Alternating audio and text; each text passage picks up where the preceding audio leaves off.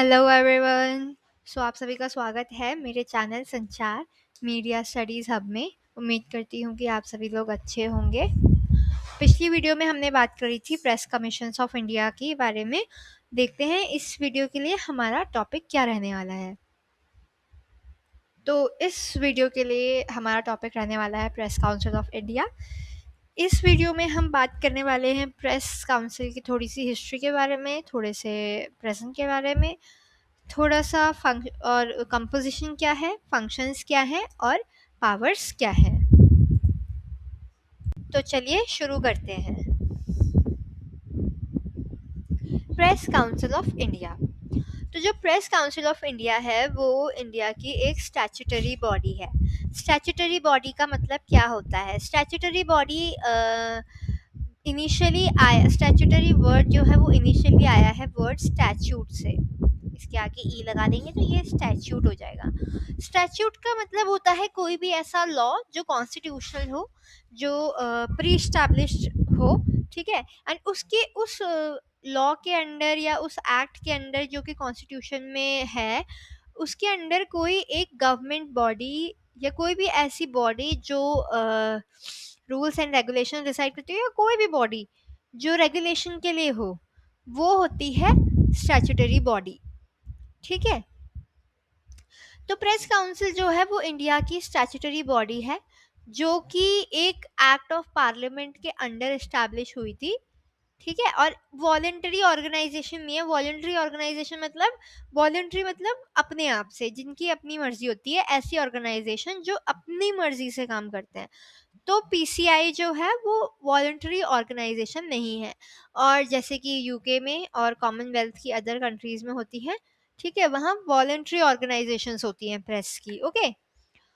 सो ये जो press council है, इसको जो पहली बार इनिशिएट किया गया था ये काम, वो था स्वीडन के द्वारा। स्वीडन ने सबसे पहले इंस्टीट्यूट किया था प्रेस काउंसिल को, ताकि वो अपने प्रेस के फ्रीडम को और प्रेस के इंटरेस्ट को सेफ गार्ड कर सके।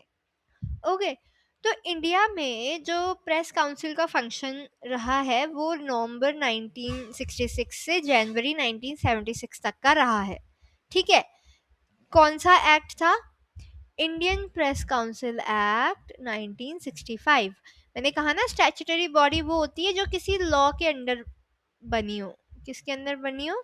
किसी लॉ के अंडर। यानी जैसे पीसीआई का लॉ क्या था उस टाइम पे? ये था इंडियन प्रेस काउंसिल एक्ट। ठीक है। तो ये एक्ट था जिसके under press council of India का फॉर्मेशन हुआ था।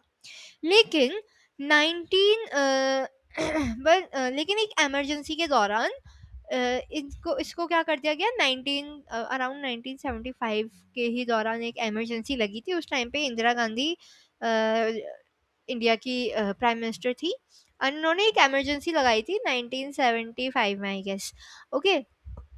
तो उस इमरजेंसी के दौरान प्रेस की सारी फ्रीडम को कर्व कर लिया गया था, मतलब हटा दिया गया था। जो भी फ्रीडम ऑफ स्पीच है, फ्रीडम और जो कॉमन ह्यूमन फ्री राइट्स हैं, उनको भी क्या कर दिया गया था? ख़त्म कर दिया गया था। क्योंकि इमरजेंसी के दौरान कुछ ऐसे राइट्स होते हैं जो आपको नहीं दिए जाते, ठीक है, अंडर सर्टेन सब सर्कमस्टांसेस। और ये जो प्रेस काउंसिल है ये अप्रैल 1979 में रीस्टैब्लिश हुई, ठीक है, under a new press council act 1978। किसके अंडर? एक नए प्रेस काउंसिल एक्ट के अंदर 1978 में। ठीक है। क्यों? ताकि ताकि जो प्रेस है उसकी लिबर्टी बनी रहे। ठीक है।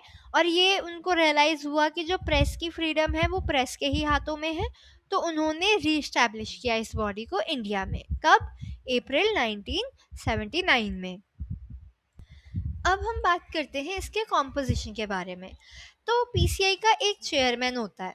चेयरमैन कैसे इलेक्ट होता है ये यहाँ पे पता चलेगा हमें, कि एक speaker of Lok Sabha, chairman of Rajya Sabha, और 28 मेंबर्स में से एक मेंबर जो इलेक्टेड है, ठीक है, जिसने, ये सब लोग क्या करते हैं? प्रेस काउंसिल के चेयरमैन को इलेक्ट करते हैं। कौन कौन? लोकसभा के स्पीकर, राज्यसभा के स्पीकर, और जो 28 मेंबर्स हैं, यहाँ पे नीचे सेकंड पॉइंट पे पढ़ लीजिए आप कि चेयरमैन के अलावा 28 मेंबर्स होते हैं प्रेस काउंसिल ऑफ इंडिया में। तो वो 28 मेंबर्स ही मिल करके एक मेंबर इलेक्ट करते हैं, और वो मेंबर जो कि 28 मेंबर्स को रिप्रेजेंट कर रहा है, साथ ही साथ speaker of Lok Sabha and chairman of Rajya Sabha, ये तीनों मिल करके प्रेस काउंसिल ऑफ इंडिया के चेयरमैन को नॉमिनेट करते हैं, एक साथ जॉइंटली नॉमिनेट। ठीक है, jointly nominate the chairman of press council of India. Okay, तो जो चेयरमैन है वो किसको बनाया जाता है? The chairman is traditionally a retired supreme court जज। ठीक है, ट्रेडिशनली एक रिटायर्ड सुप्रीम कोर्ट जज को ही चेयरमैन बनाया जाता है। ठीक है, तो मैं आपको 28 मेंबर्स के कंपोजिशन का बारे में बता देती हूँ।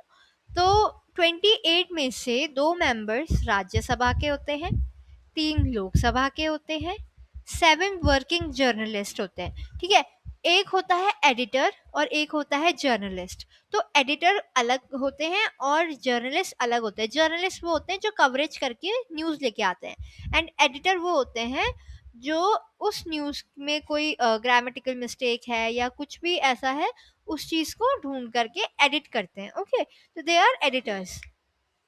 तो 7 working journalist other than editors, मतलब एडिटर के अलावा जो 7 वर्किंग जर्नलिस्ट है, मतलब अभी ऑन ड्यूटी जो जर्नलिस्ट है, वो 6 एडिटर्स ऑफ न्यूज़पेपर, मतलब 7 वर्किंग जर्नलिस्ट अलग से और 6 एडिटर्स ऑफ न्यूज़पेपर्स अलग से। ठीक है, 3 people with specialised knowledge on public life, public के बारे में, पब्लिक लाइफ के बारे में, कंट्री के सिटीजन्स के बारे में, कंट्री की जनता के बारे में। 3 पीपल ऐसे होते हैं 28 मेंबर्स में जो उस अपनी फील्ड में यानी पब्लिक लाइफ में क्या होते हैं, नॉलेजेबल होते हैं, एक्सपर्ट होते हैं। ठीक है, और एक पर्सन जो कि न्यूज़ एजेंसीज को मैनेज करता है, और 6 पर्सन्स वो होते हैं जो न्यूज़पेपर्स को मैनेज करते हैं। तो ये टोटल कितने बन गए?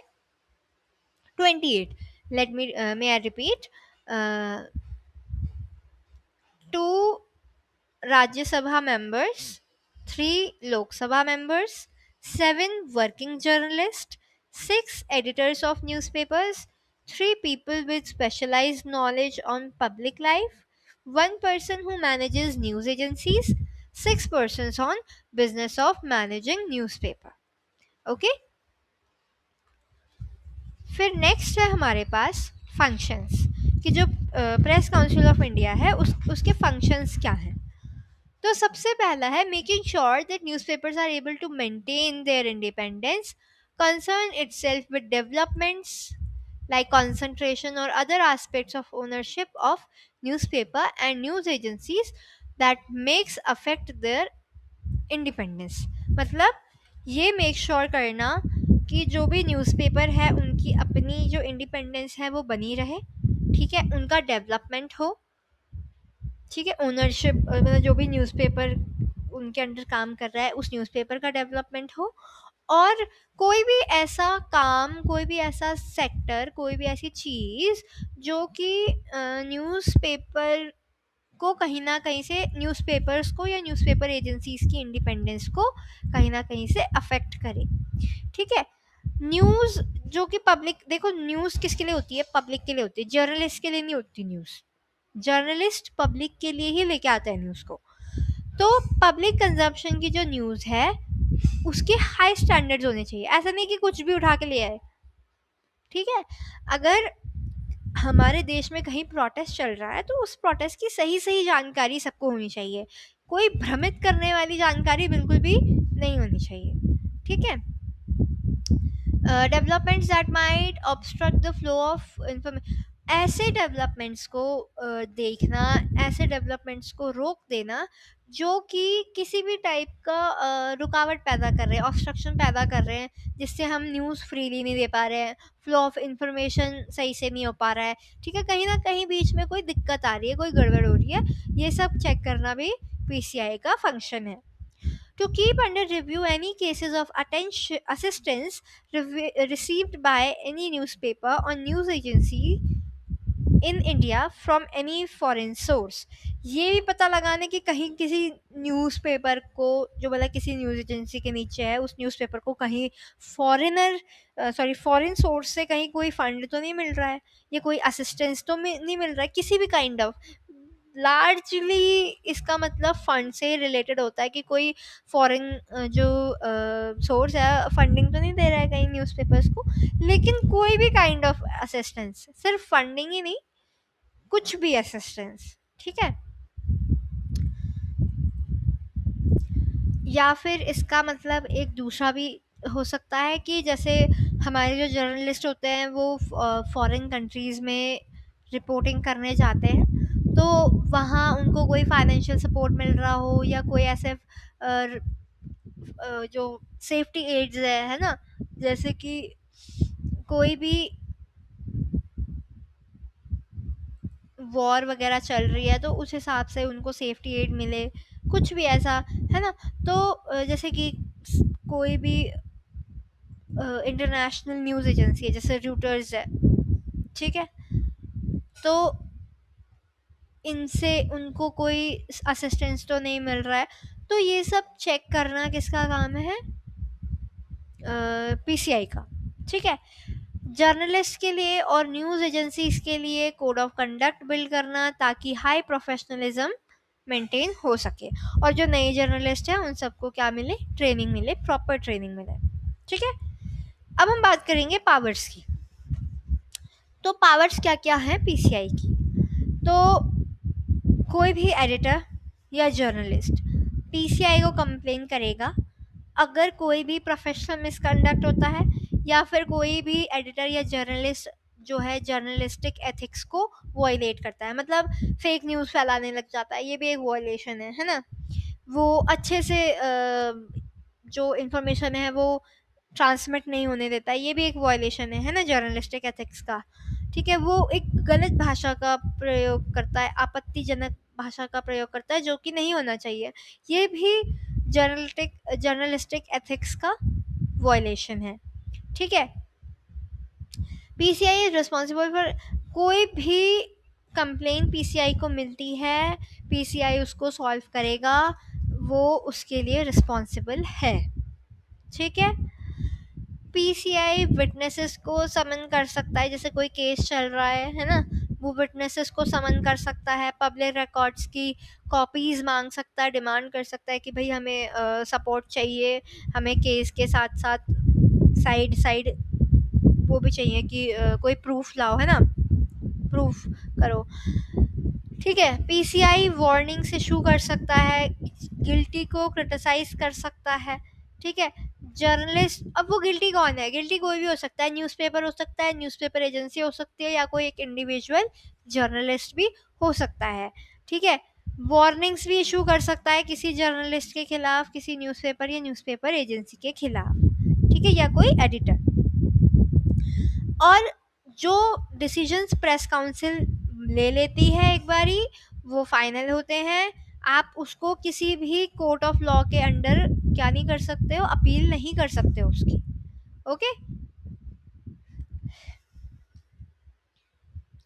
सो आज के लिए बस इतना ही, उम्मीद करती हूँ कि आपको सब समझ आया होगा. तो आगे की वीडियोस में हम ऐसे ही कुछ टॉपिक्स को कवर करते रहेंगे. तब तक के लिए बाय बाय.